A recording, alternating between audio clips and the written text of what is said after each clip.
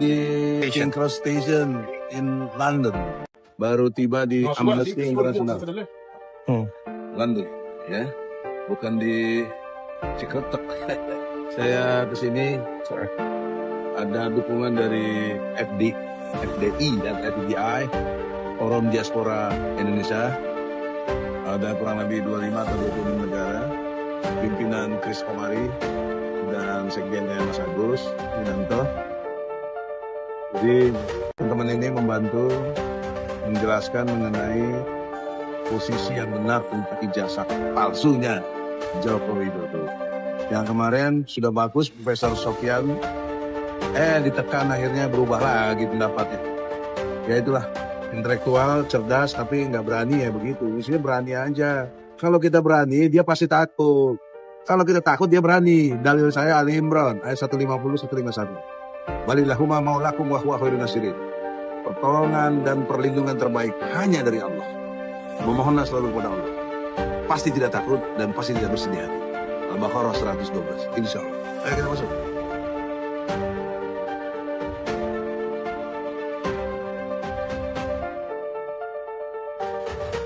Masuk.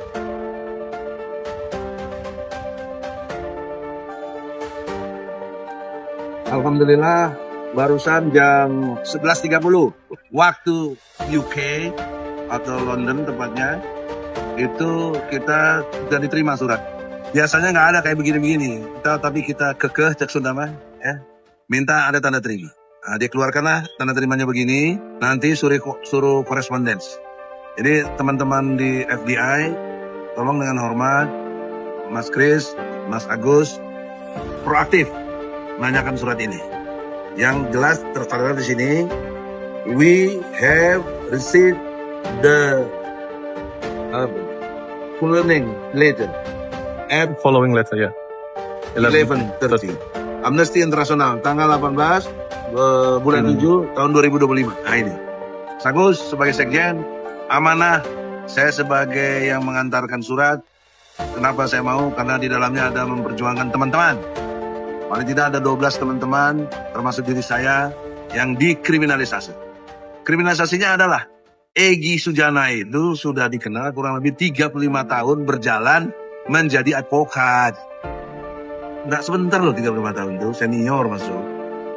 Itu ada Undang-Undang nomor 18 tahun 2003, pasal 16. Bahwa advokat tidak dapat digugat perdata dan tidak dapat dituntut pidana ketika membela kliennya.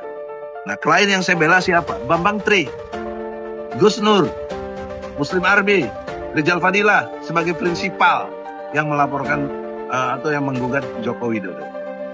Juga menurut Undang-Undang tentang Perlindungan Saksi dan Korban, pasal 10, bahwa kami ini pelapor, korban dan saksi nggak bisa dilapor balik.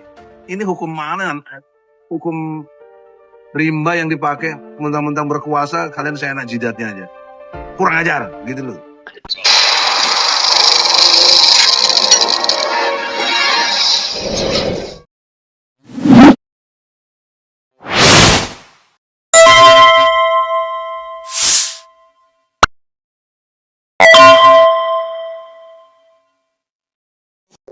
Assalamualaikum warahmatullahi wabarakatuh.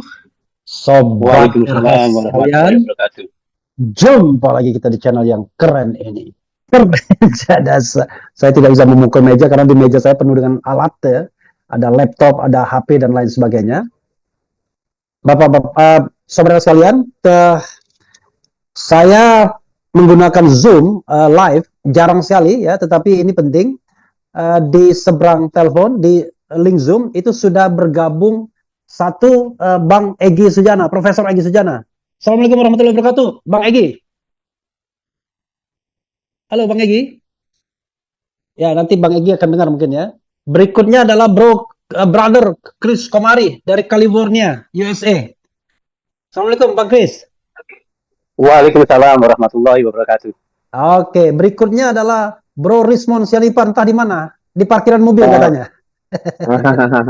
Alias John Christoph, Bang. John Christoph. Di mana? Ini di Solo, mendampingi Pak Prabowo Subianto. Oke, mendampingi ya untuk berkunjung ke Jalan Kutai Utara itu. Wah, ini yang gantengnya. Bang Egi, Konservasi bang. Bang Egi. Assalamualaikum warahmatullahi wabarakatuh, Bang Egi. Udah muncul tadi Bang Egi. Suaranya masih di mute, Bang Egi. Halo Bang Egi. Suara masih di mute. Oke, nanti biar dia ini ya. Kemudian Bro Agus Yunanto. Pak Agus di mana? Halo Pak Agus. Halo Pak Agus. Pak Agus Yunanto. Oh, Pak Agus kok nggak ada di sini ya? Oke, nggak apa-apa. Eh, Halo, nyambung nggak, Refli? oke, nyambung. Dari tadi sudah nyambung. Abang Itu belum tadi Jihar Gifari itu anak saya. Nama Oke, anak saya. oke. Bang Egi, kalau bisa Ya. abang stay aja jangan maju mundur. Kalau maju, abang kelihatan muncul di depan kamera seperti raksasa. Oke. Jadi stay aja ya, stay ya. Ya, stay di situ ya. Dah, stay di situ. Ya, udah. Oke. Ya, saudara sekalian, ini sengaja kita live karena live Zoom beberapa kemarin itu Bang Egy Sujana menyampaikan surat dari Forum Diaspora Indonesia terkait ijazah palsu dan disampaikan kepada Amnesty International di London. Silakan Bang Egy share soal tersebut. Tadi kita sudah putarkan videonya, tapi mungkin ada hal-hal yang ingin Bang Egy sampaikan yang belum disampaikan dalam video. Silakan. Ya, pertama Bismillahirrahmanirrahim. Assalamualaikum warahmatullahi wabarakatuh. Waalaikumsalam. Waalaikumsalam Semua yang warahmatullahi wabarakatuh. mendengarkan dan terutama brother semua yang ada di YouTube ini. Yang tidak dimasukkan situ adalah perdebatan di dalam yang tadi saya kasih kalimat tidak bisa divideokan. Itu saya ditegur oleh pegawai Amnesty itu dan dilarang untuk memutar video. Karena saya putar video anak saya. Nah, dilarang, saya debat, ini kan publik dan lain sebagainya, apalagi internasional, kenapa sih kalian begini? Saya ini kan korban, saya fiction, kenapa kalian nggak mau bantu? Untuk apa nggak pakai amnesty, gitu-gitu lah. Tapi tetap mereka tidak mau, harus dimatikan. Ya sudah, kalau kita tamu, saya mengalah, yang penting substansinya terima surat kami ini. Ya, terutama yang dari FDI itu. Jadi saya ini sebenarnya cuma postman jadinya. Postman dari Mas Kris sama Mas Agus. Nggak apa-apa lah, ikhlas lah. Karena misinya luar biasa, membantu yang 12 nama paling tidak. Termasuk ada Brother Rismond, Ruyo, Roy, saya, Lutifa, ya, Damai Hari Lubis, dan lain-lain yang juga menjadi dilaporkan atau ditingkatkan menjadi penyidikan. Yang anehnya itu kayak Abraham Samad, kayak siapa namanya Damai Hari Lubis, kayak Babi Aldo, kapan penyelidikannya, tahu-tahu penyidikannya dinaikin. Itu kan saya nggak mengerti cara hukum berpikirnya dari pihak kepolisian. Nah, yang kedua, yang saya tekankan lagi di dalam itu, apa langkah berikut kalian Amnesty setelah keterima surat ini? Nah, dia jawab nanti ada koresponden. Nah, makanya saya bilang tadi Mas Agus sama Mas Kris intensif korespondennya. Jangan kita ini masukin surat udah jauh-jauh capek sini kan pakai duit bukan pakai daun gitu loh. Pound sterling mahal, satu pound sterling 22.000 sekarang. Jadi dalam perspektif itu saya nggak mau sia-sia menjadi postman kemudian nothing lagi gitu kayak di Bareskrim nothing. Kita bicarain ijazah palsu atau aslinya tidak ditampilkan. Ngapain bicarain yang tidak ada objek hukumnya? Makanya saya waktu di gelar perkara. Tapi di framing orang saya menghindar, saya takut, saya nyelamatkan diri. Aduh, ya Allah, orang kebelokon amat berpikirnya. Nah, kembali ke Amnesty International, sekarang kuncinya ada di Mas Kris sama Mas Agus. Surat sudah masuk, surat sudah diterima, ada tanda terima, tadi sudah saya perlihatkan. Bagaimana langkahnya setelah ini, apa yang kita harapkan dari Amnesty itu apa? Saya nanya gitu, dia nggak mau jawab, dia bilang nanti aja koresponden. Ya sudah, sekarang saya nanya Mas Agus sama Mas Kris, kurang lebih apa yang kita harapkan dari Amnesty International ini? Halo? Oke, Bang Egy, dia saya yang hostnya. Oke, kalau gitu saya kembalikan ke Refli.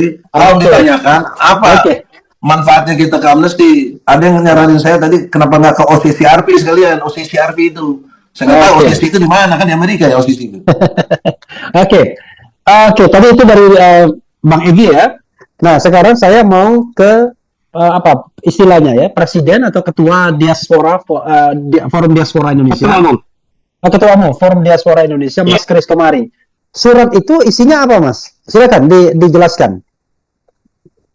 Oke, terima kasih Bang Refli. Assalamualaikum warahmatullahi wabarakatuh. Waalaikumsalam warahmatullahi wabarakatuh. Secara prinsip ya, mengapa kita menghubungi Amnesty International maupun Human Rights Watch? Tujuan dari para aktivis di Forum Diaspora Indonesia itu adalah karena pertama, kita melihat para aktivis di Indonesia itu mengalami kriminalisasi ataupun intimidasi. Nah, ketika terjadi itu, kita sebenarnya berharap bahwa Bapak Presiden Prabowo Subianto sebagai the head of the government ya, sebagai kepala eksekutif itu bisa melakukan koreksi terhadap anak buahnya, khususnya ini penegak hukum yang kita anggap tidak netral. Kalau misalnya Bapak Presiden tidak bisa, kita tetap berharap dari DPR. Nah, selama ini dua-duanya ini tidak bergerak, bukan? Nah, ketika usaha di dalam negeri ini sudah exhausted, istilahnya sudah tidak ada, kemana kita harus mencari pertolongan? Tentunya ada ke dunia internasional. Dalam hal ini, karena apa yang dialami oleh aktivis di tanah air adalah pelanggaran HAM dan juga pelanggaran hak konstitusional, apa yang disebut dengan constitutional rights, dan juga hak imunitas konstitusional rakyat atau yang disebut dengan constitutional immunity. Nah, tiga-tiganya ini dilanggar di tanah air. Ketika di dalam negeri tidak bisa pecahkan, maka kita minta pertolongan, ibaratnya minta bantuan dari luar negeri. Nah, salah satu tugas dari Amnesty International ataupun Human Rights Watch itu pertama adalah melakukan research dan investigation. Jadi, apakah benar terjadi human rights violation di Indonesia? Nah, surat yang kita kirim di Amnesty International, di Human Rights Watch, itu berisi kronologi dan events yang terjadi terhadap para aktivis di tanah air. Itu saya punya kopi ini ya, suratnya. Itu sebanyak 13 lembar. Di situ saya berikan secara detail information ya tentang kronologi dan event apa yang terjadi dengan para aktivis di tanah air. Jadi di situ secara detail. Dan di akhir dari surat itu, khususnya di halaman 12 ya, 13 itu kita lay out atau kita berikan apa yang kita harapkan dari Amnesty International. Salah satunya adalah kita menginginkan Amnesty International dan Human Rights Watch itu intervene atau dalam artinya ikut terlibat dalam masalah ini, baik itu mungkin dengan membuat public statement, press conference, atau melakukan investigation. Bahkan saya meminta supaya ada semacam legal system terhadap teman-teman aktivis di tanah air, karena itu adalah bagian dari tugas mereka atau misi dari Amnesty International. Dan selanjutnya juga dia bisa melakukan suatu public campaign atau international campaign dengan exposing apa yang terjadi di Indonesia. Oh, di Indonesia terjadi semacam criminalization terhadap aktivis yang menuntut keterbukaan informasi. Jadi secara prinsip itu Bang Refli, apa yang kita kirim ke Amnesty International. Jadi kalau bisa saya summary adalah keinginan dari para anggota Forum Diaspora Indonesia di 25 negara untuk kita meminta bantuan dari luar negeri. Karena apa? Karena apa yang dilakukan di dalam negeri itu tidak mampu, pertama membela hak asasi para aktivis, tidak bisa membela dan menghormati hak konstitusional para aktivis, dan juga tidak bisa menghormati hak imunitas para aktivis yang semuanya itu dijamin di dalam Undang-Undang 1945. Untuk sementara ini, itu jawaban saya, Bang Refli. Saya kembali. Oke. Terima kasih Mas Kris ya. Kita masih nunggu Dr. Tifa gabung ya. Mudah-mudahan sudah tersambung nomor teleponnya. Cuma saya tidak bisa menyapa. Tapi nggak apa-apa, disapa sedikit. Oke. Sekarang saya mau menyapa Mas Agus dulu ya. Mas Agus Yunanto masih bergabung. Siap. Oh, mungkin Mas Agus bisa menambahkan apa yang disampaikan oleh Mas Kris, karena Mas Kris kan di California, tetapi di Indonesianya sekjen yang bekerja. Silakan Mas Agus. Ya, Bapak-bapak, kalau bapak-bapak mau apa istilahnya, mau menyampaikan sesuatu, barangkali Gimana kodenya ya? Karena kita mute. Tapi oke, nggak apa-apa lah ya. Nanti kita kasih kodenya ya. Mungkin apa gitu. Oke, silakan Mas Agus. Ya, pertama saya sebagai sekjen FDI itu memang berperan untuk teknis operasional begitu ya. Tapi pemikiran awal memang datang dari Mas Kris Komari, lalu kami melakukan koordinasi, komunikasi, dan konsep draft surat yang dibuat oleh Mas Kris itu disampaikan kepada saya sebelumnya, lalu saya baca-baca dan sebagainya. Ya, adalah yang tidak terlalu prinsip itu saya tambah kurangi ya, tapi nggak terlalu prinsip sih. Basically itu sudah dilakukan oleh Mas Kris. Nah, kemudian terkait dengan apa peran saya sebagai sekjen itu, ya lebih kepada mengkomunikasikan sementara ini, Bang Refli. Kami memang baru berdiri ya, grup kami namanya Grup Forum Diaspora Indonesia. Jadi sementara itu yang saya lakukan. Kemudian saya mengkomunikasikan dengan teman-teman yang ada di negara-negara di mana surat itu akan disampaikan. Nah, Mas Kris yang lebih paham tentang alamat kantor misalnya Human Rights Watch itu ada di 5 negara, ya, di Belanda, di Swiss, kemudian di Australia, di Jepang, di Amerika, sama di Inggris. Nah, alhamdulillah Bang Agi lagi ada di Inggris ketika itu ya, saat ini. Nah, artinya saya berkomunikasi dengan Bang Egi, alhamdulillah. Qadarullah ada teman kita FDI Belanda yang berdomisili di Amsterdam, namanya Pak Abdul Aziz, ya, itu juga siap untuk mengantar surat yang sama, tetapi kepada Human Rights. Mungkin kalau nanti surat pengantarnya sudah jadi, ya, surat pengantar yang untuk dipegang oleh Bang Abdul Aziz sama seperti surat pengantar yang dipegang oleh Bang Egi, maka Mas Abdul Aziz akan jalan menutup. Baru 2 itu yang kegiatan yang real yang kami lakukan. Nah, di samping itu, Bang Refli dan Bapak Ibu serta pemirsa sekalian, selain di 2 lembaga negara itu juga akhirnya atas diskusi yang dilakukan Bang atau Mas Kris di grup dan juga kepada saya, kita akan melebar ke Mas Agus. Halo. Halo Mas Agus. Mas Agus. Halo. Kita matikan dulu Mas Agus ya. Mas Agus kita matikan dulu. Halo. Halo. Sementara ya. Ya. Halo Mas Agus, kita matikan dulu Mas Agus karena rupanya suaranya tidak terlalu baik ya. Halo. Ya, Mas Agus. Biar nanti Oke. Ke Bang Egi Sujana, Bang Egi. Apa yang mau disampaikan lagi, Bang? Masih mute Bang Egi Sujana. Halo, atau Bang Rismon dulu? Bro Rismon. Halo. Bro Rismon, silakan Bro. Bang Egi. Iya, saya sebentar. Oke, silakan. Jadi dari poin yang disampaikan Mas Kris sama Mas Agus, saya kira masih belum lengkap mengenai yang kita harapkan tindakan dari Amnesty kepada pemerintah Indonesia kah, atau apa yang bisa diterangkan kepada kita, tindakan yang terukur dari Amnesty Internasional, apa yang kita harapkan gitu loh. Itu tolong dijawab Mas Kris. Oke, saya bisa jawab Bang Refli. Oke, silakan Mas Kris. Oke, terima kasih. Jadi begini Bang Egi Sujana, bahwa ketika kita berhubungan dengan international body seperti Amnesty International, itu kan NGO ya. Kalau kita minta pertolongan kepada orang lain, bahwa kan saya ini 16 tahun sebagai lobbyist di US Congress ya. Ketika kita berhadapan dengan orang yang kita mintain tolong, kita tidak akan memaksa mereka. We encourage them. This is what I want you to do. Karena itu di dalam surat saya itu saya sebutkan di akhir itu, I want them to intervene. I want them to intervene. Itu sudah lebih dari cukup. Saya menginginkan Amnesty International untuk ikut campur dalam urusan ini. Nah, apa yang akan dilakukan, it's up to them. Jadi, misi dari Amnesty International itu kan jelas. Ya, salah satunya adalah dia research and reporting. Reporting tentang apa? Tentang ya pelanggaran human right. That's one of their mission. Kemudian melakukan advocacy and campaigning.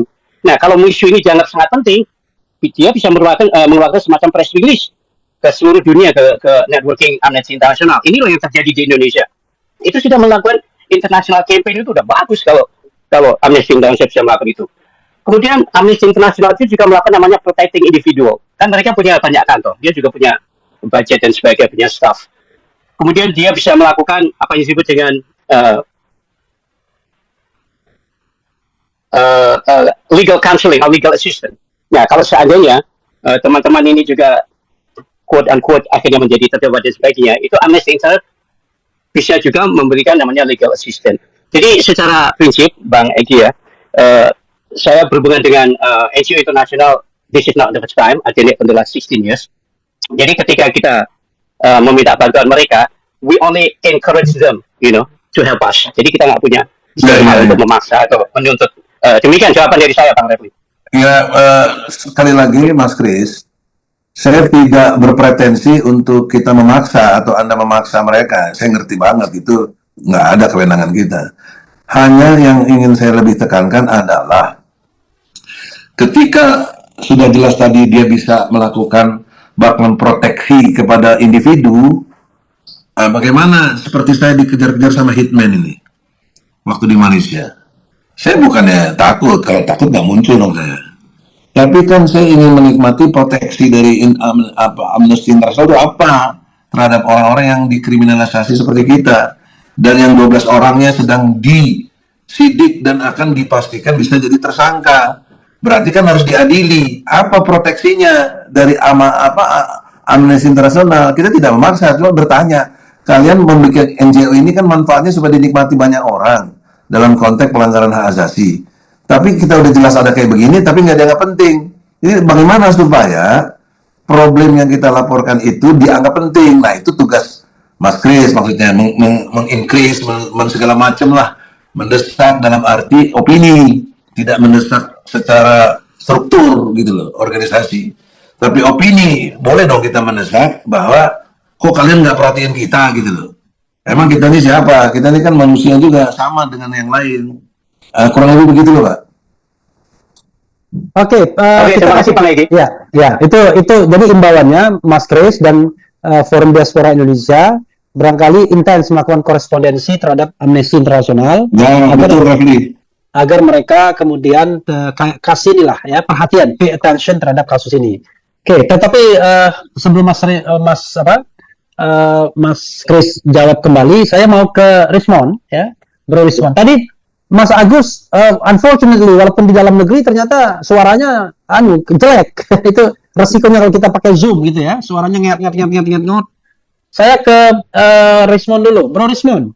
Apa yang Anda Jelas nggak, Bang? Jelas. Apa yang Anda harapkan dengan sudah disampaikannya surat ke Amnesty International ini? Silakan. Harapan kami dan beserta ke-12 orang yang akan disidik ini bisa menjadi perhatian pihak-pihak di internasional gitu loh Bang, bahwa yang kami lakukan ini adalah berdasarkan riset, berdasarkan kajian ilmiah yang bisa dipertanggungjawabkan, bahwa kami pada saat digelar perkara khusus ya yang disaksikan juga Bang Egy dan lainnya, itu kan kita mempresentasikan kajian kami. Kami presentasikan kajian kami, Bu Tipa, saya, Pak Roy, bahwa kami men-challenge sebenarnya pada saat gelar perkara khusus tersebut, tetapi apa yang kami dapatkan justru ya Pak Kris Komari karena nggak berada di gelar perkara khusus tersebut, ya kami bisa ceritakan bahwa tidak ada dari pihak Bareskrim ya atau Dirtipid maupun pihak dari Pak Jokowi yang menyajikan kajian ilmiahnya juga untuk membantah, padahal itulah yang kami harapkan sesungguhnya. Gelar perkara khusus terjadi perdebatan ilmiah yang menarik. Mereka pegang bukti fisik katanya, bukti analog. Tetapi apa yang terjadi di gelar perkara khusus yang kosong artinya mereka tidak menyajikan satu pun bukti atau dokumen secara analog maupun secara digital, sama sekali tidak ada apa-apanya. Sehingga seperti di framing bahwa Bareskrim ini hanya melakukan langkah yang diminta saja secara formalitas. Secara formalitas sudah kami penuhi, kalian minta gelar perkara khusus, ya sudah kami penuhi. Tetapi apa yang terjadi di dalamnya ya nol besar. Di situ kami ingin melihat sebenarnya dokumen-dokumen yang disita dari SNPP 40 atau SMA 6 Surakarta, atau dokumen-dokumen yang disita dari UGM. Bahkan kami ingin sekali bertemu dengan pihak UGM di situ, yang kami pertanyakan dokumen-dokumennya, tetapi mereka justru tidak hadir, pihak UGM maupun pihak Joko Widodo, dengan membawa ijazah aslinya. Jadi saya menduga ya, proses penyidikan ini dilanjutkan karena sudah dilaluinya atau diberikannya gelar perkara khusus yang secara formalitas itu diberikan. Jadi seolah-olah ingin menggiring publik bahwa sebenarnya gelar perkara khusus itu sudah diberikan. Nah, hasil dari gelar perkara khusus itu membuktikan bahwa pihak Polri itu transparan karena dihadiri oleh pihak-pihak ketiga seperti Kompolnas, Komnas HAM, dan lainnya. Padahal ya itu semacam ingin menjebak kami. Gitu. Jadi menurut saya dalam tanda kutip itu ingin menjebak kami sebenarnya. Seolah-olah di publik Polri memberikan transparansi, memberikan akses kepada kami untuk gelar perkara khusus, tetapi kami dijebak sehingga nanti proses penetapan tersangka atau proses hukum selanjutnya itu sepertinya sudah memenuhi prosedur hukum yang berlaku. Oleh karena itu pihak-pihak internasional juga perlu memahami bahwa secara prosedur memang Polri ini seolah-olah memberi transparan dan seolah-olah juga memberikan pihak-pihak PPUA dan ahlinya untuk melihat dokumen-dokumen yang diuji dan metode-metode forensik yang dilakukan, tetapi tidak ada sama sekali Pak Kris kemarin. Jadi tidak ada sama sekali, bahkan kalau saya bilang ujian skripsi saja ya jauh lebih seru daripada itu. Ya. Jadi kalau kita tengok lagi ujian skripsi di engineering dan science, itu jauh lebih hikmat, jauh lebih menarik argumentasi ilmiahnya daripada gelar perkara khusus di Baris Krim Polri. Jadi seperti yang saya katakan, ya karena mereka tidak menyajikan bantahan secara ilmiah atau argumentasi ilmiah baik pihak Dirtipidum maupun pihak PJPI atau pihak UGM, maka saya katakan kalah telak titik Dirtipidum dan tim ahlinya karena tidak bisa membantah, artinya kan tidak bisa membantah, gitu loh. Nah, berikutnya yang kami kecewakan justru pihak UGM hadir di sesi kedua yang kami tidak hadiri. Ini kan seperti kami cuma dinilai seperti bagaimana ya? Kami tidak tahu bantahan dari UGM, kami tidak tahu bantahan ahli dari Dirtipidum atau Baris Krim. Kami juga tidak mendapatkan bantahan dari ahli dari Jokowi yang hanya mengatakan alasan analog tidak bisa secara forensik digital dianalisa. Ini kan ngomong kosong. Ahlinya itu kan seperti tidak membrowsing gitu ya, membrowsing peranan digital forensik dalam membuktikan pemalsuan dokumen. Itu banyak sekali di internet di Amerika. Ya, proses pemalsuan dokumen itu justru dibuktikan dengan digital forensik. Apa nggak browsing itu ahlinya gitu. Nah, itu kan yang sekali di Amerika sudah banyak proses pembuktian pemalsuan dokumen pakai digital forensik. Karena digital forensik, selalu saya katakan, itu kan mempelajari pola. Nah, pola itu yang dipelajari sehingga bisa memastikan bahwa fitur-fitur atau pola di dalam dokumen yang sudah didigitalkan itu palsu. Kenapa dilakukan? Kadang-kadang orang ya terpaksa untuk melakukan digital forensik karena kita tidak bisa menyita dokumen analog. Sama seperti saya lakukan. Kenapa saya melakukan digital forensik terhadap skripsi lembar pengesahan skripsi atas nama Joko Widodo? Karena saya tidak berhak untuk menyita atau meminta atau meminjam skripsi tersebut. Saya hanya dikasih waktu 5 menit saat itu, Pak Bang Kris. Jadi digital forensik ini adalah sebuah jembatan metodologi untuk menganalisa tanpa harus kita miliki dokumen itu. Itulah teknologi forensik digital. Cuma di pihak Jokowi dan pihak Baris Krim dan penggiringan di media sosial dikatakan bahwa kalau dokumen analog harus dianalisa secara analog. Padahal itu salah besar. Nah, saya pikir inilah bentuk kriminalisasi yang kami alami. Ya, bahwa kami tidak mendapatkan tempat yang setara ketika gelar perkara tersebut. Kami hanya menyajikan kajian ilmiah kami tanpa kami diberitahu bagaimana bantahan terhadap kajian ilmiah kami. Itu tidak fair. Saya kira secara ilmiah itu melanggar hak-hak peneliti. Peneliti kami ini dikriminalkan tanpa kami bisa tahu apa yang salah dengan kajian kami.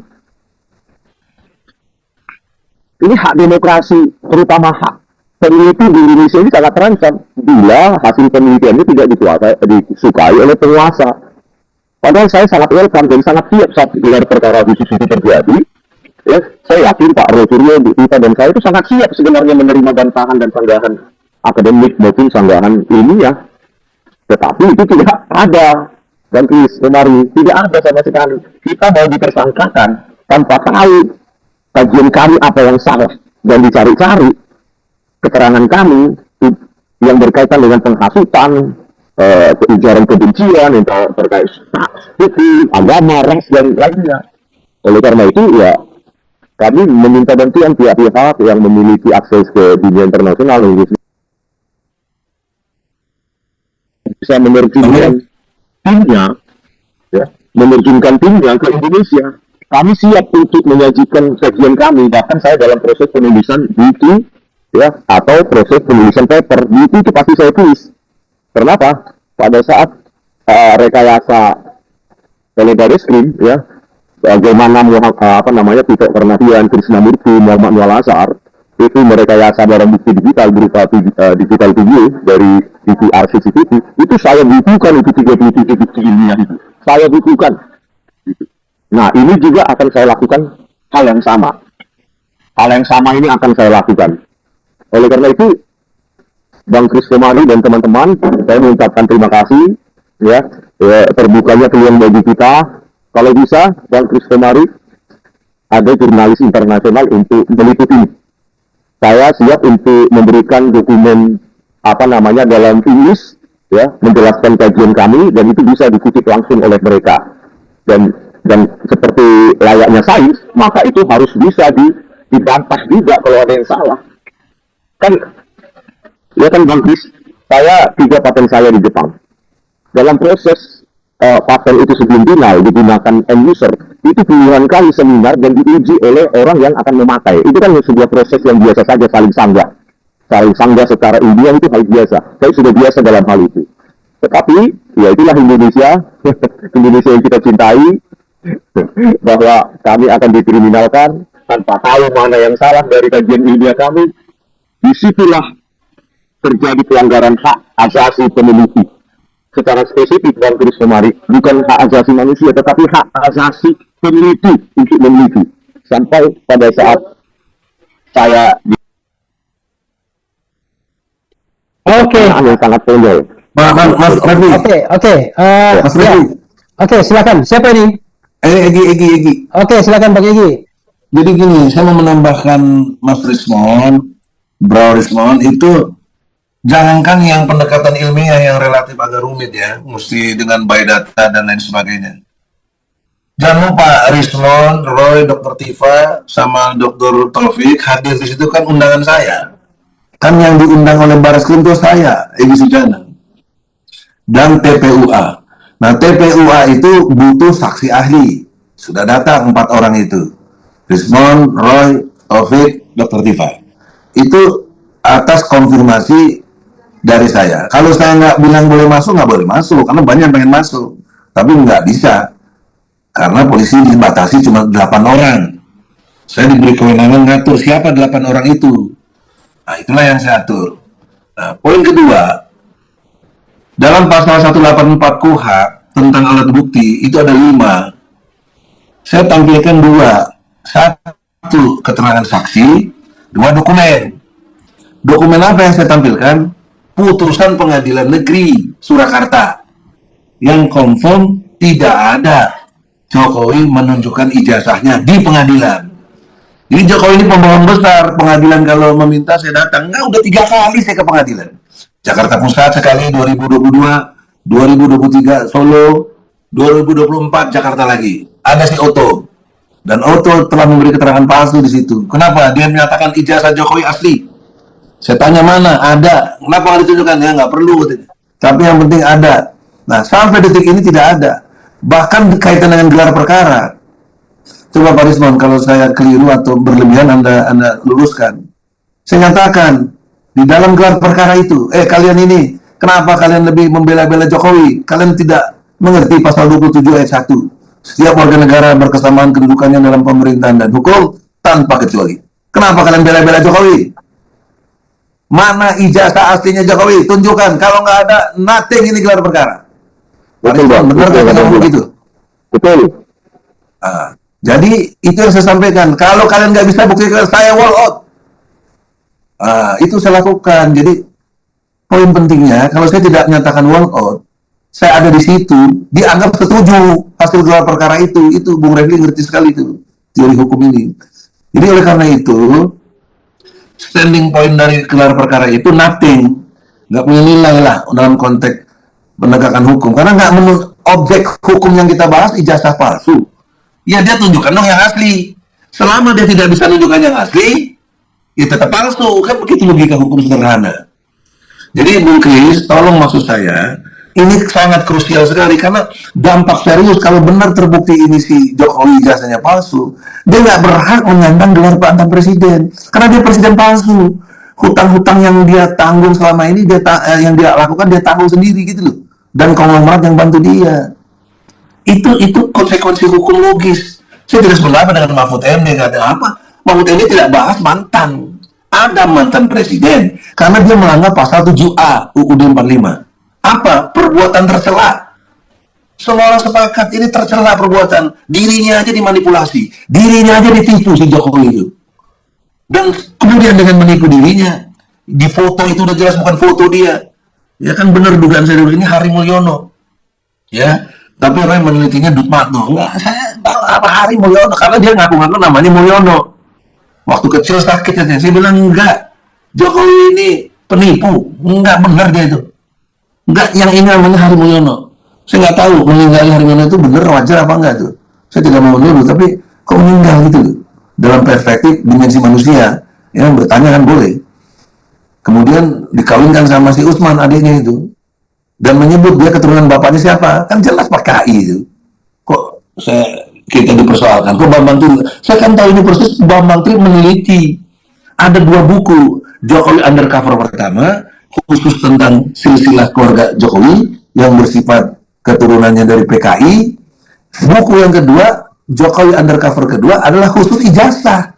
Yang kita persoalkan itu SD, SMP, SMA. Saya tidak persoalkan ijazah yang UGM. Itu urusan Rismon sama Roy.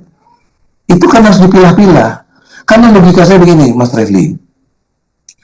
Kalau ijazah SMA-nya tidak ada, atau tidak punya, atau dipalsukan, kok bisa masuk universitas kan satu hal yang nggak masuk akal gitu. Ini yang harus dimengerti. Dan yang kedua, persyaratan untuk capres itu bukan ijazah S1, cukup SMA yang sederajat. Makanya saya tidak begitu persoalkan yang UGM, bukannya tidak penting, penting ternyata. Allah buktikan lewat Rasulullah dan Rismon itu dasar sekali, sangat membantu, makanya saya tampilkan sebagai saksi. Tapi yang untuk SMA, saya tampilkan saksinya itu Taufik, sekaligus dia ahli, karena dia juga sedang menggugat di Solo terhadap ijazah SMA, gitu loh, logika hukumnya. Itu yang saya tampilkan di gelar perkara. Nah, karena itu, supaya duduk masalahnya kita ini clear dari omong-omong kita ini, kita bagusnya saya juga udah tulis surat ke Presiden Prabowo untuk menerima TPUA. Walaupun saya nggak ada di Indonesia, kan ada wakilnya aja lah. Saya lebih milih di sini dulu karena unpredictable-nya nasib atau kepada keadaan saya yang tidak pasti. Saya udah 3 kali di penjara, nggak mau di penjara lagi saya mau lawan aja terus sampai dijemput nggak apa-apa. Ya. Tapi kalau di Indonesia belum lama udah ketangkep lagi ngapain, blow on namanya. Saya lawan, makanya saya mau ke amnesti, mau kemana lagi, ayo kita jabatin gitu. Jadi nggak ada takutnya kita, bukan sok lagu, bukan. Dari dulu Refli tahu lah, mana saya pernah takut, nggak ada. Ya, semua presiden saya lawan, kecuali Habibie. Enggak, karena saya dukung Habibie karena bela Islam gitu.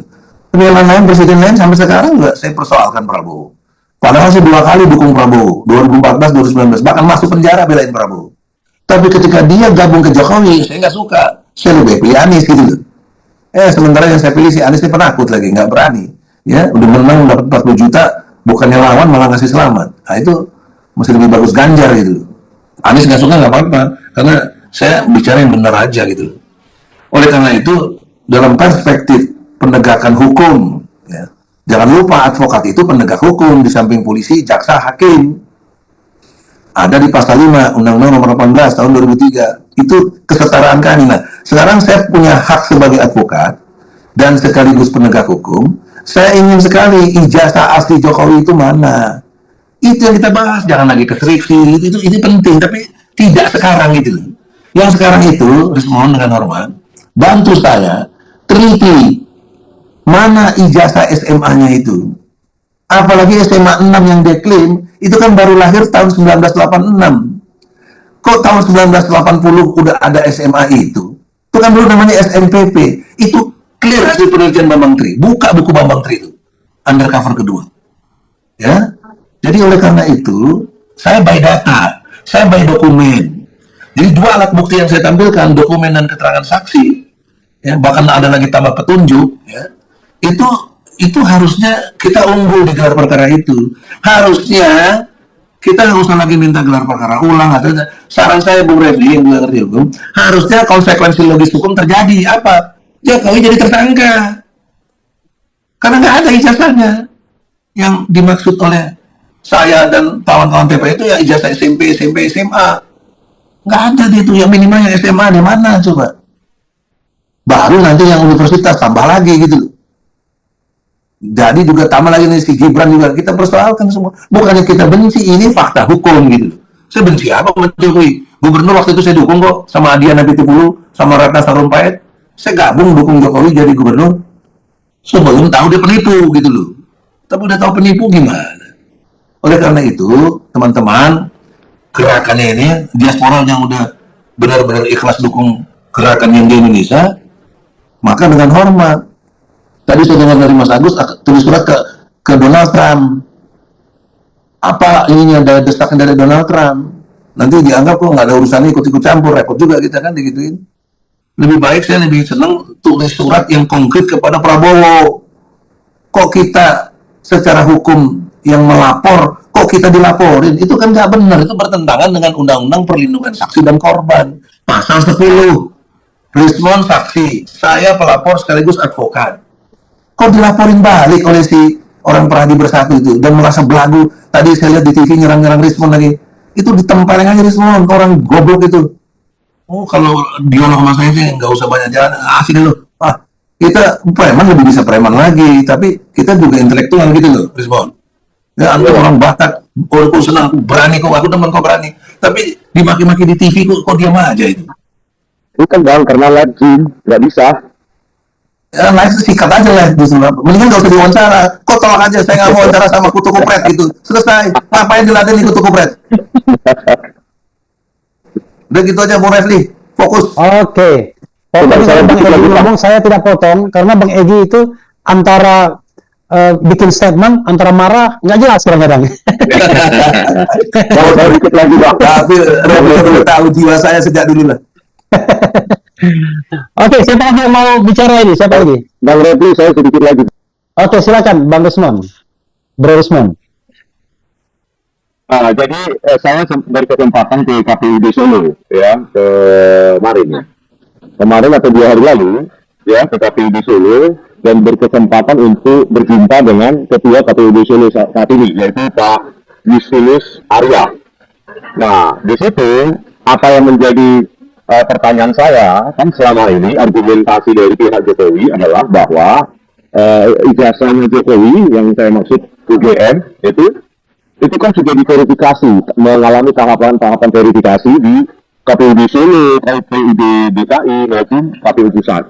Nah, terkait dengan apa yang menjadi tahapan verifikasi di KPUD Solo, ternyata saya mendapatkan jawaban yang sangat eksplisit dari Pak Justinus Arya, bahwa di dalam berkas pencalonan Joko Widodo tahun 2005 sebagai calon wali kota Solo, itu tidak ada berkas berita acara pemeriksaan atau berita acara verifikasi yang ditandatangani oleh UGM terkait fotokopi ijazah legalisir UGM yang dijadikan berkas pencalonan Joko Widodo. Artinya fix bahwa mereka tidak, KPUD Solo 1 itu tahun 2005 itu tidak melakukan verifikasi ke UGM, Bang Egy. Jadi murni mereka terima saja itu fotokopi ijazah legalisir UGM itu. Terus mereka langsung sidang pleno karena tidak ada keberatan dari masyarakat, langsung diketok sah. Jadi menurut Pak Justinus Arya, Ketua KPU di sini, tidak ada dalam berkas tersebut berita acara pemeriksaan atau verifikasi oleh UGM. Begitu, Bang Edi. Ya, ya, ya, ya. Nah, dengan bukti itu bagaimana langkah antum berikutnya? Nah itu saya sudah ceritakan juga ke tim hukum. Bagaimana apanya Pak tindakannya begitu Bang. Dan berkas pencalonan wali kota tersebut sekarang sudah diserahkan ke Polda Metro Jaya menurut Pak Justinus Arya tersebut. Kemudian langkah berikutnya kalau saran saya konfirmasi ke Polda Metro apa benar diterima. Kalau enggak, kenapa kalian menutupi hal-hal yang tidak benar begini gitu? Itu kan sejak jadi wali kota sampai gubernur sama mereka jadi nggak benar sebenarnya. Yang kedua, saya tertarik antum melaporkan Jokowi di Polda Jogja gimana tuh progresnya? Nah itu terkait itu nanti saya tanyakan minggu depan lagi ke Polda DIY. Sekaligus kami di sini akan mengkonsep laporan ya dengan Pak Dr. Muhammad Taufik untuk melaporkan Joko Widodo juga ke Polda DIY terkait jurusan teknologi kayu. Ya, menyebarkan berita bohong tentang jurusan teknologi kayu yang tidak pernah ada di Fakultas Kehutanan UGM. Saran saya, antum konfres lagi di depan Polda lagi sana. Kenapa tidak diperlakukan sama seperti Jokowi? Seminggu melapor langsung ada tindakan. Kok saya udah nunggu dari seminggu kok nggak ada tindak lanjut? Berarti polisi tidak melayani rakyat, tidak tribrata gitu. Ya Bang. Saya akan konfres. Ini harapan saya supaya di doa itu salamin salam sama Andika. Andika itu TPU Solo itu, Insyaallah. Iya Bang. Kemarin kan saya didampingi oleh Pak Andika. Nah, di samping satu laporan lagi, itu terkait itu, saya juga akan, karena belum ada finalisasi di tentang laporan dugaan skripsi palsu itu, ini atas nama Joko Widodo, maka saya inisiatif juga melaporkannya di Polda DIY, dugaan skripsi palsu dari atas nama Joko Widodo. Oh, jadi dua laporan ya? Iya Bang, ya. Jadi apakah nanti satu-satu, ya, minggu depan ini.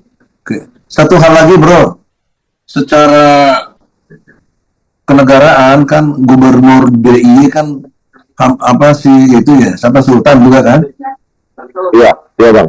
Tolong dengan hormat, antum minta audiensi ke keraton, karena keraton itu lebih didengar menurut saya. Di samping gubernur dia Sultan, kan UGM tanah punya dia itu. Iya. Jadi dimarkan oleh orang yang namanya si Jokowi gitu loh. Gimana Sultan? Pendapatnya, jadi tolong Sultan suruh berpendapat tentang si Jokowi penipu gitu loh. Iya Bang.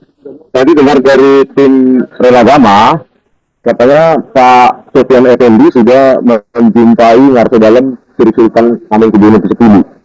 Nah, semoga tuh dia pasti ditekan tuh. Menurut antum dia ditekan apa enggak? Ya nggak mungkin tidak ditekan Bang. Seorang pemikir profesor bisa berubah 180 derajat statementnya dalam 1 kali 24 jam. Coba ada apa ancamannya kok sampai takut begitu ya? Kenapa ya? Kan ada di berita bahwa Jokowi Lovers akan mengancam akan melaporkannya ke Barislim. Itu kan biasa aja, kita aja udah dilakukan begitu nih mereka. Mesti lawan aja dong, mereka kan intelektual. Ya itu tergantung tauhidnya juga. Bang Egi, Bang Resmon, jangan lupa yang bicara itu di dalam Zoom ini tidak hanya berdua saja. Iya, silakan yang lain. Chris kemarin gimana? Silakan yang lain kalau mau. Ya, siapa Bang Chris, silakan. Oke, terima kasih. Pertama-tama Bang Risman, terima kasih atas penjelasannya. Saya ini banyak catatan nih juga dari Bang Egi. Saya akan coba memberikan perspektif baru dalam arti begini ya. Tentunya dari perspektif kita yang ada di luar negeri, ya, para diaspora Indonesia yang ada di luar negeri. Yang dijelaskan oleh Pak Rismon sebagai seorang akademik ya, sebagai seorang peneliti, itu kan kesulitan untuk mendapatkan dokumen asli, baik itu berupa skripsi atau ijazah, bukan? Nah, itu bagi kami, khususnya yang hidup di negara demokrasi, real demokrasi, itu lucu gitu loh. Kenapa dibilang lucu? Karena Jokowi itu adalah seorang pejabat publik, dan UGM itu adalah badan publik. Kenapa saya bilang begitu? Karena di dalam UU Keterbukaan Informasi ya, itu kan jelas ya, bab 1, kalau nggak salah bab 1 pasal 1 ayat 3 tentang definisi badan publik. Itu adalah termasuk lembaga legislatif, yudikatif, dan eksekutif. Jadi semua pejabat pemerintah itu adalah pejabat publik. Nah, badan publik dan pejabat publik yang menggunakan uang rakyat, baik itu dari APBN, APBD ataupun dari publik, itu punya kewajiban secara hukum. Kewajibannya apa? Yang memberikan informasi publik yang dituntut oleh rakyat. Kalau nggak dituntut rakyat nggak apa-apa, tapi ketika sudah dituntut, you have every obligation, to surrender the document. Nah, ketika saya melihat Bareskrim Polda Metro Jaya tidak juga mampu untuk mendatangkan ijazah asli, kan mereka semua penegak hukum itu memiliki yang disebut dengan judicial power. Judicial power untuk menangkap, ya untuk menyita, untuk doing anything supaya investigasi itu berjalan lancar. Nah, ketika Bareskrim itu tidak bisa berbuat netral, ya tidak bisa mendatangkan ijazah asli, sebenarnya dia mampu, mungkin karena tidak mau. Ya. Nah, yang saya harapkan di sini itu kan jelas ya, di sini penegak hukum di Indonesia khususnya Polri, Bareskrim dan Polda itu telah melanggar prosedurnya sendiri. Itu satu, telah melanggar hukum. Bahkan saya bisa berani mengatakan ini telah melanggar HAM juga, melanggar hak konstitusional rakyat, bahkan melanggar hak imunitas rakyat atau constitutional immunity. Sekarang lepas dari itu semuanya, entah karena Bareskrim, karena dulu Kapolrinya ditunjuk oleh Presiden Jokowi, jadi punya hutang budi, harus ada perjanjian politik, harus melindungi keluarga Jokowi dan so on and so forth, kita nggak tahu. Nah, ketika terjadi kepincangan seperti itu, saya berharap Presiden itu mampu turun tangan untuk mengoreksi kesalahan ini. Ternyata Presiden Prabowo Subianto sejauh ini juga masih belum mengambil tindakan. Yang terakhir itu, kami dari para diaspora di Indonesia itu menginginkan DPR yang turun tangan untuk mengoreksi ini. Karena apa? Karena DPR itu selain memiliki hak interpelasi, hak angket, dan hak mengubahkan pendapat, itu ada satu lagi hak kekuasaan DPR yang sangat-sangat besar ya, yang disebut dengan apa? Hak subpoena. Hak subpoena itulah hak bagi DPR untuk memaksa seseorang untuk datang di DPR untuk menjadi witness atau memberikan kesaksian. Yang kedua adalah memaksa untuk mendapatkan dokumen ataupun barang yang dibutuhkan. Itulah hak subpoena DPR itu. Bahkan pada saat saya menjadi anggota City Council, kita tuh punya 3 kekuasaan juga semua City Council. Yang disebut dengan hak eminent domain ya. Eminent domain itu City Council sama mayor atau pemerintah daerah itu kita bisa memaksa orang untuk pindah, untuk mengusir dari tempat tinggalnya, kita beli rumahnya kalau rumahnya itu untuk kebutuhan publik. Nah, di sini saya ingin memberikan satu perspektif bahwa sebenarnya yang menjadikan masalah ini berlarut-larut ya, kalau saya melihatnya atau teman-teman melihatnya itu karena pertama dari penegak hukum itu sendiri tidak netral dan tidak adil, seperti yang jenengan semua katakan ya. Masa perkara khusus ya, ijazah aslinya tidak ada, itu tidak ada karena tidak mau mendatangkan atau memang barangnya tidak ada. Nah, di sini ketika Presiden tidak take action, penegak hukum tidak netral, kemudian DPR juga diam saja, then what gonna do? Ya mau nggak mau kita harus pergi ke dunia internasional kan? Karena jika lebih sudah tidak termasuk lagi. Well, that's the next step. Jadi itulah yang membuat kami dari para diaspora Indonesia di luar negeri untuk mengambil inisiatif untuk istilahnya we have to expose the human rights violation di tanah air terhadap para peneliti atau para akademisi, para aktivis. We have to expose this. Kenapa kita harus expose ya? Supaya dunia internasional tahu, khususnya para NGO yang memiliki misi untuk melakukan riset dan reporting ya, dan juga selain itu juga melakukan protection atau legal assistance, whatever they can do gitu loh, untuk membantu supaya di human rights violation itu bisa berhenti di tanah air dan juga kriminalisasi ini bisa dihentikan. Yang kedua, ketika kita mengirim istilahnya minta bantuan ke dunia internasional, apakah kita bisa istilahnya kenapa kamu nggak memperhatikan kita, kenapa kamu nggak menolong kami, kita kan sedang dikriminalisasi ini di Indonesia. Nah, teman-teman perlu disadari bahwa seperti Amnesty International, kemudian Human Rights Watch, itu yang diurusin itu bukan Indonesia doang, di seluruh dunia diurusin. Tahun 2017 itu terakhir saya ke US Congress itu, ya di situ ada di Muslim Uyghur yang kebetulan ada di sana. Nah, waktu itu saya ada event tersendiri, pas ada satu ruangan saya coba ngeliatin gitu. Banyak sekali ya rakyat di dunia ini yang menjadi yang disebut dengan prisoners of conscience. Jadi mereka itu dipenjarakan karena political belief atau religious belief. Nah, itu banyak sekali. Dan itu masih banyak ditangani oleh Amnesty International di berbagai negara. Kemudian ada juga yang mereka itu dipenjara karena dia exercise the religious freedom. Dan itu banyak sekali. Apalagi yang refugee karena religious persecution itu banyak sekali. Nah, karena itu saya teman-teman yang ada di tanah air, bukannya kita tidak mau push, ya, namanya kita minta pertolongan. And the best we can do is to encourage them to follow up, dan kita selalu feeding information oh ini loh yang terjadi, ini yang terjadi. Saya ini selama 16 tahun menjadi lobbyist di US Congress ya. Setiap tahun itu saya punya dossier yang tebalnya itu mungkin setengah Holy Quran gitu ya. Nah itu saya presentasikan ke anggota US Congress, dan setiap tahun itu selalu semakin tebal-tebal. Kenapa? Karena dari tahun yang berikutnya ditambahin lagi. Dan itulah yang perlu kita lakukan kepada Amnesty International atau Human Rights Watch. Misalkan saya sudah kirim di 13 pages kan. Nah nanti kalau ada perkembangan, kita harus berikan laporan lagi, ini yang terjadi di Indonesia, supaya mereka well informed, dan mudah-mudahan dengan follow up seperti itu ya, kita selalu memberikan informasi, mereka ikannya terketuk lah untuk take action. Itu yang kedua. Nah, jadi Bang Egy Sujana mengatakan dapat informasi dari Bang Agus Yunanto ya, dari Pak Sekjen dari ACI. Sebenarnya selain ke Amnesty International dan Human Rights Watch, saya itu sebenarnya sudah selesai menulis satu lagi surat ke Presiden Donald Trump.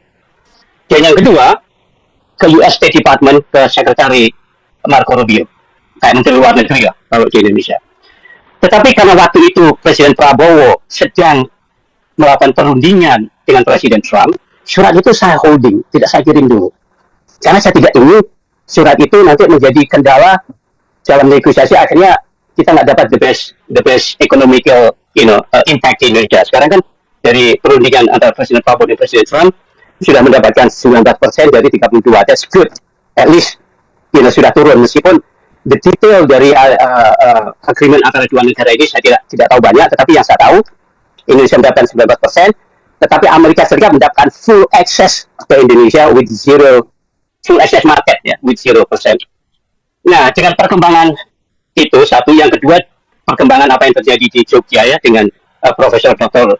Effendi itu yang direktur UGM yang akhirnya menarik dia punya statement. Sofian Effendi. Itu jelas Sofian Effendi. Dari pandangan kami ya, para diaspora di luar negeri, itu jelas di balik itu ada sesuatu yang terjadi. Ya, publik selalu mengatakan itu jelas ada intimidasi atau ada apalah. Ya. Dari sini saya melihat bahwa tindakan intimidasi dan kriminalisasi itu masih terus berjalan. Karena itu dengan kesepakatan teman-teman, FDI, Forum Diaspora Indonesia di luar negeri, akan mengirim surat itu ke Presiden Donald Trump, yang kedua ke US State Department, ke Sekretari Marco Rubio, dan yang ketiga ke US Congress melalui senator dari California, namanya Senator Alec Padilla. Kebetulan ketika saya sebelum Alec Padilla menjadi senator itu, saya pernah melobi ketika senator dari Barbara Boxer, kemudian Kamala Harris. Saya pernah ke kantornya berkali-kali, mungkin lebih dari 10 kali, sehingga Kamala Harris dia menjadi running mate Presiden Biden menjadi wakil presiden. Nah, Senator Alec Padilla ini yang mewakili California, juga Congressman di Distrik 9, di mana saya bertemu di sini, Congressman Mark Tessoni. Nah, Congressman Mark Tessoni ini, saya kenal pergi kantornya udah paling banyak. Saya kenal schedule-nya, saya kenal field reps-nya, saya kenal chief of staff-nya. Nah, ini hanya sebagai cara kami untuk membantu teman-teman di tanah air. Kalau Bang Egy Sujana mengatakan apa yang Trump bisa lakukan, are you questioning the power of the President of the United States? We don't know what he's going to do, kan? But the best thing we can do ya, kita berusaha. Ya, tujuan kami dari Forum Demokrasi Indonesia di luar negeri ini, kami menginginkan kriminalisasi terhadap para aktivis dan para peneliti dan juga pelanggaran human rights, pelanggaran hak asasi manusia, itu harus segera dihentikan. Karena bukan hanya ini melanggar konstitusi ya, itu sekaligus melanggar ya, tidak menghormati the sovereignty of the people, kedaulatan rakyat. Kan rakyat itu memiliki sebagai pemegang kedaulatan tertinggi. Ketika rakyat menuntut ijazah asli, masa menuntut dokumen yang ada hukum undang-undangnya aja nggak dikasih. Nah, jadi di sini yang perlu kita perbaiki itu sebenarnya ya, bukan hanya kita ingin membuktikan bahwa ijazahnya Jokowi itu asli atau tidak. Jadi sistem judicial, sistem cara baris krim ataupun polda metro jaya menjalankan tugasnya itu harus kita sorotin juga. Saya pernah menulis tentang cara-cara ini ya di tanah air ya, tentang bagaimana seseorang itu bila dikenai pasal yang hukumannya itu di atas 5 tahun, meskipun belum menjalani pengadilan, itu bisa ditangkap dan dipenjarakan selama berapa? 20 hari, bisa di extend 40 hari, dengan apa? Dengan alasan untuk penyidikan. Nah, yang menjadi pertanyaan saya, banyak dari para para akademisi ahli hukum di Indonesia, bahkan dari Polda, dari para yang selalu mengatakan the presumption of innocent, the presumption innocent, the all citizens are presumed innocent until proven guilty, and with the rule of law, which you process and fair trial. Itulah the legal system, legal principle dari semua judicial system di luar negeri. Yang menjadi pertanyaan saya, bagaimana Barreskrim dan Polda Metro Jaya itu mengangkat seseorang, memenjarakan selama 20 hari atau 40 hari, tapi legal system belum dijalani. Presumption innocent-nya gimana gitu. Nah, kalau di luar negeri itu selama 3 hari setelah ditahan itu harus either di charge atau dilepaskan. Nah, kalau dia takut dia akan kabur, di situ kita pakai namanya bail bond. Jadi semacam surat garansi gitu. Nah, ini sebenarnya yang ingin saya utarakan ke teman-teman di tanah air ya, bahwa kami dari Forum Demokrasi, Forum Diaspora Indonesia itu ingin mencoba menghentikan abuse of power sama pelanggaran HAM ini dulu. Jadi kriminalisasi itu harus dihentikan dulu. Nah, untuk pembuktian ijazah asli atau tidaknya, saya percayakan kepada para peneliti di tanah air, Bang Resmond, Bang Roy, Dr. Tifa, itu lebih jago, mereka lebih memiliki metode yang lebih brilian. Jadi begitu jawaban dari saya, Bang Refli. Oke, balik ke saya dulu ya. Siapa yang mau ngomong, siapa? Saya out dulu mau bertemu Pak Dr. Taufik. Oke, silakan. Bang Resmond out. Makasih ya, Chris Kumari, Pak Agus, dan Pak Agus. Oke, Bang Lisman, take care. Oke, makasih, thank you. Oke. Selamat bertugas juga, selamat beraktivitas.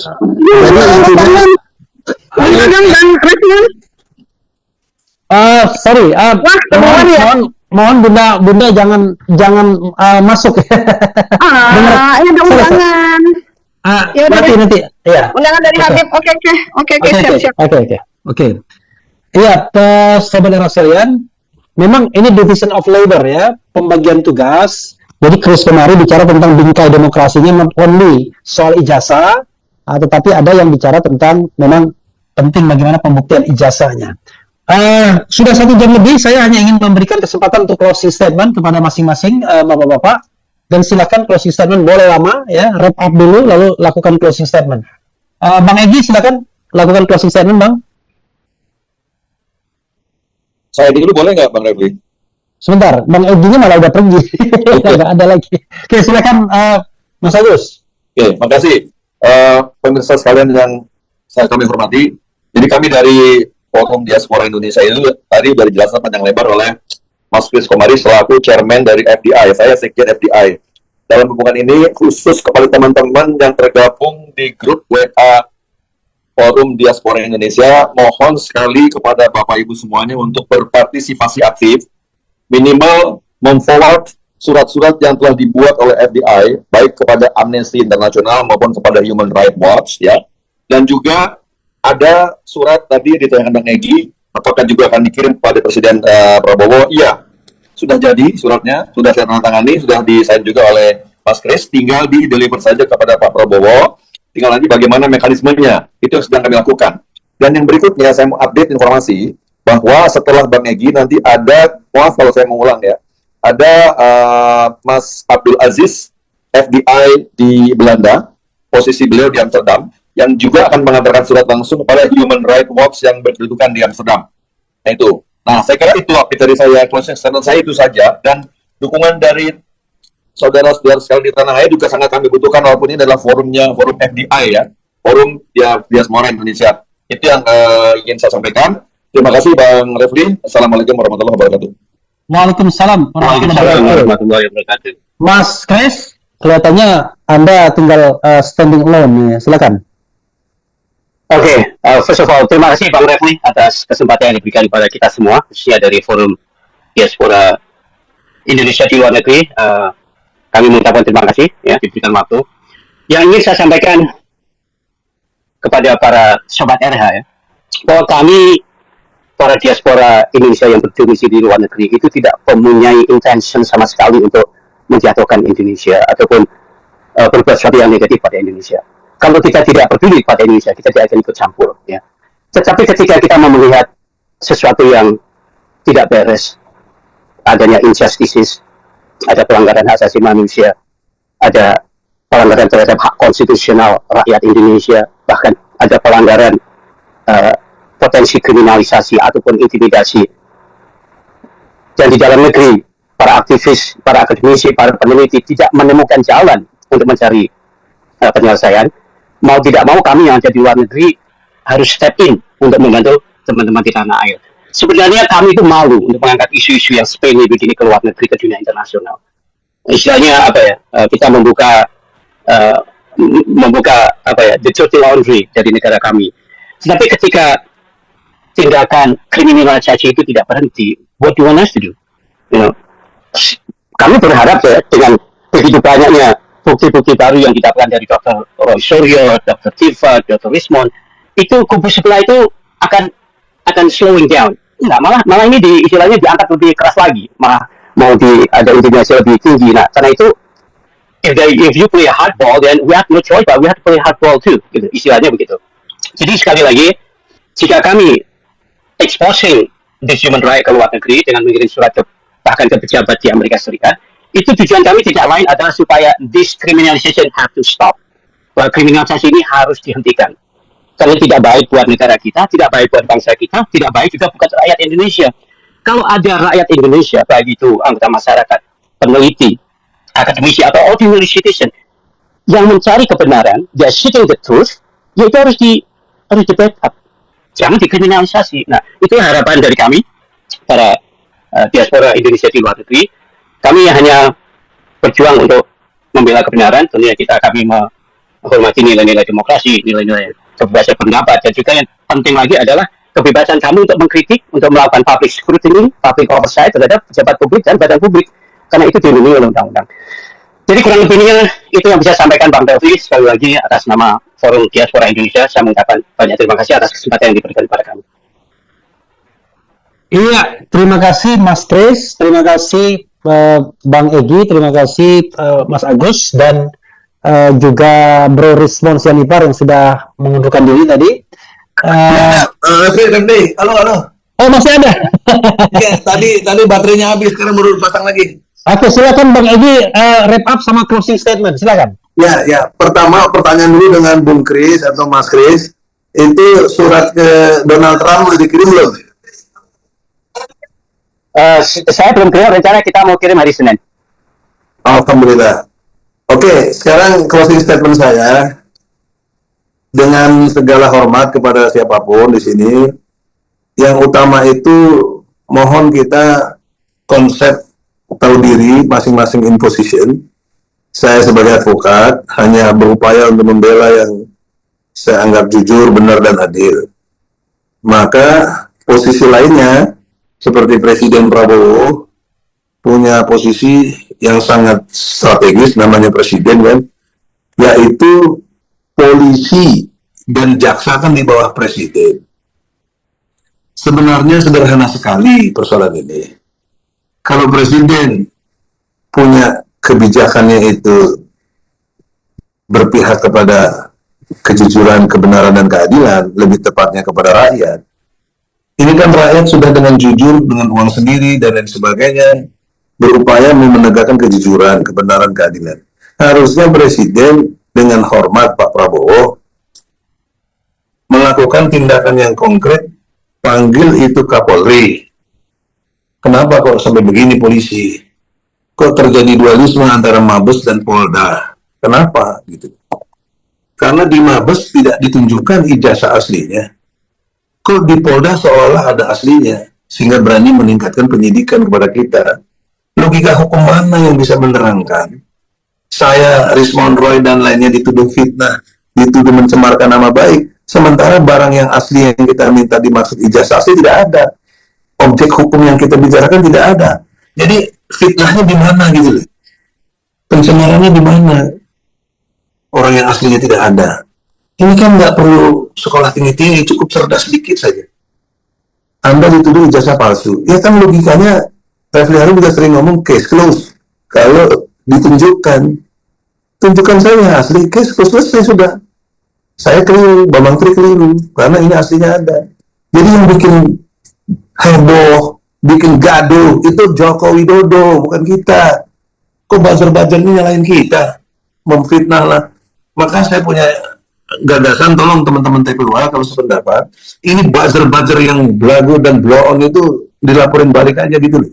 Ya, dia kan buzzer rupiah kalau ingat almarhum Rizal family itu, buzzer rupiah itu by full, dan ada APBN-nya kurang lebih 94 miliar waktu itu. APBN-nya untuk buzzer-buzzer itu. Jadi kalian ini penjilat, kemudian berlaku nggak benar, tapi saya udah habis pikir udah nggak benar juga itu bagaimana ya?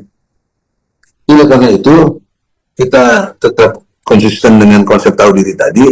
Saya bertindak di tingkat advokat, Bung Refli di tingkat YouTuber yang harus menyajikan informasi yang akurat dan benar juga. Bahkan saya lihat Bung Refli sudah mengadakan polling pendapat atau polling pakai survei, lebih percaya Roy atau Bareskrim atau apa, kan lebih banyak percaya sama Roy, 92%. Itu kan sudah akumulasi yang paling top dari segi aspirasi rakyat, udah benar kita ini.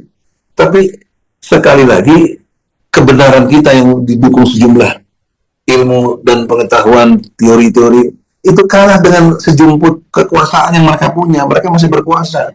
Nah, pertanyaan seriusnya sekarang di sini perenungan berarti, Prabowo ini kan existing presiden, kok masih bisa takut sama Jokowi? Itu saya bingung gitu loh. Ya. Padahal itu bisa, menurut Prabowo itu bisa perintah tangkap, bisa presiden kok.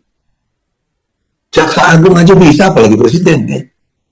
Jadi Jaksa Agungnya kok tidak memerintahkan yang seperti itu, polisinya juga tidak, malah nyuruh nangkep ke kita, kan arahnya nyuruh nangkep ke kita. Kita aktifin yang 12 orang, boleh kita akan diarahkan untuk ditangkap gitu loh, dipenjarakan. Logikanya kan berani ngadili kita, dia harus berani menunjukkan yang asli dong.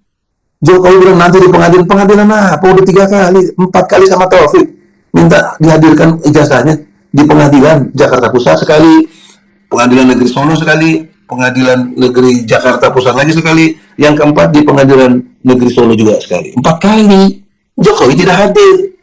Kok masih percaya sama Jokowi bilang nanti akan dihadirkan di pengadilan? Bagaimana sih otaknya kita semua ini? Oleh karena itu, segala hormat saya kepada siapapun, tidak ada menghina apapun, ini gaya saya aja begini. Saya minta dengan hormat lah Bung Refli yang bisa membangun opini yang cerdas dan keren itu, mohon fokus kepada Jokowi itu, udahlah tunjukkan aja ijazah aslinya, udah jangan lagi yang lain-lain, fokus di situ. Kalau Anda bisa tunjukkan, nggak usah nunggu pengadilan. Kalau pengadilan memang harus pengadilan juga, kan udah diminta sama Taufik, pengadilan Solo meng-NO coba. NO itu, aduh ya Allah, pengadilan itu mestinya menurut teori hakim itu harus menemukan hukum, fact finding, itu teori yang harus diciptakan oleh hakim. Kok NO itu seolah-olah kalian nggak punya hukum, nggak ngerti. Bagaimana udah sekolah capek-capek jadi pegawai negeri, di kalian ini penakut, Tuhan kalian itu Jokowi, takut sama Jokowi, itu masalahnya. Bukan no objek itu, NO itu bukan, jelas kok. Objeknya nggak ada, ijazahnya nggak ada, tapi kalian tutup-tutupi sepertinya ada. Itu poin pentingnya. Sehingga di diaspora harus tulis surat ke Donald Trump, ke Prabowo, saya juga harus sampai jauh-jauh ke Inggris seperti ini. Itu upaya ikhtiar mencari keadilan, ya. Dan karena kita diperlakukan tidak adil. Nah sekarang kita ada teknologi lewat podcast yang saya bersyukur kepada Allah, Refli Harun tergerak hatinya untuk mempostingkan ini atau mempodcast ini. Ini kan luar biasa. Itu daya tolong Allah lewat Refli. Semoga podcast RH semakin jaya dan Jokowi sebentar di penjara. Amin. Assalamualaikum. Waalaikumsalam warahmatullahi wabarakatuh. Ya, saudara sekalian, terima kasih Bang Egy, Bung Kris Komari, kemudian Mas Agus Yunanto, dan juga tadi Bang Rismon atau Bro Rismon Zanibar. Nanti kita lanjutkan lagi kalau ada perkembangan baru, dan mohon maaf kalau seandainya ini memang hanya terbatas saja kepada yang diundang. Terakhir, boleh tolong dibantu Profesor Sofian tuh, dibantu gimana caranya itu? Oh ya, nanti saya mau jadi kuasa hukum gitu. Ya, nanti kita diskusikan selanjutnya ya. Dan mudah-mudahan ini bermanfaat. Sekali lagi terima kasih juga buat forum Diaspora Indonesia. Wassalamualaikum warahmatullahi wabarakatuh. Waalaikumsalam warahmatullahi wabarakatuh. Terima kasih Bang Refli.